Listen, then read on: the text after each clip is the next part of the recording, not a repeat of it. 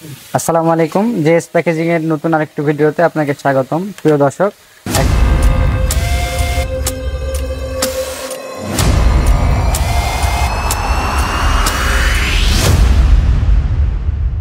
এখন যে মেশিনটি দেখাবো এটি হচ্ছে অটোমেটিক কাপ এবং কোন আইসক্রিম ফিলিং এবং সিলিং মেশিন। আপনি যে ডিসপ্লেতে দেখছেন এখন, এটি হচ্ছে অটোমেটিক কাপ এবং কোন ফিলিং সিলিং মেশিন।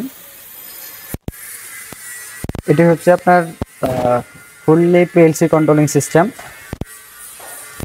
আর এটা কিভাবে হয় আমি আপনাকে দেখাই দিই। প্রথমে হচ্ছে আপনি যদি কাপ আইসক্রিম করেন সেক্ষেত্রে কিন্তু আপনার এই কাপের যে ইয়াটা আছে এটা কিন্তু এই ফানেলের ভিতরে দিয়ে দিতে হবে, আর কাপের উপরে লিডটা এই জায়গায় দিতে হবে। বাকিটা কিন্তু চালু দিলে কিন্তু সব অটোমেটিক ভাবেই ফিলিং সিলিং করবে। আমরা একটু আগে আইসক্রিমের এটা ইয়া করে ইয়া করছি, চালিয়েছি, এই যে দেখুন কত সুন্দর ফিনিশিং হয়েছে। আর এছাড়াও কিন্তু এর সাথে আরো যে মেশিন লাগে, আসুন আমি পার্ট দেখাই। এটি হচ্ছে আপনার কন্টিনিউয়াস ফ্রিজার মেশিন। হ্যাঁ, এই মেশিনটির আউটপুটের সাথে এই যে আপনার এখানকার যে আইসক্রিমের যে লিকুইডটা আছে এখান থেকে পাইপের একটা কানেকশন হবে।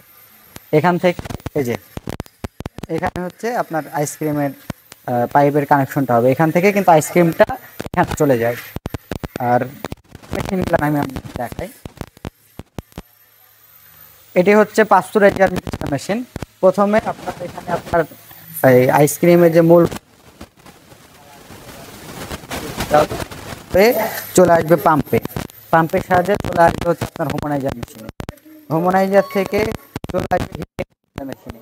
হিট এক্সচেঞ্জার থেকে চলে আসবে এসি ট্যাঙ্ক। এসি ট্যাঙ্কের কাজটা হচ্ছে আপনার গরম শিরাটাকে ঠান্ডা করা। এখান থেকে চলে আসবে হচ্ছে আপনার কন্টিনিউয়াস ফ্রিজারে। কন্টিনিউয়াস ফ্রিজার থেকে চলে যাবে অটোমেটিক কাপ এবং মেশিনে। আপনারা ওখান থেকে 5 থেকে শুরু হবে, আর এখান থেকে কিন্তু আপনার অটোমেটিক্যালি কমপ্লিট হয়ে বের হবে। আর এই দেখতে দেখতে চান চলে আসছে। এছাড়াও আইসক্রিম ছাড়াও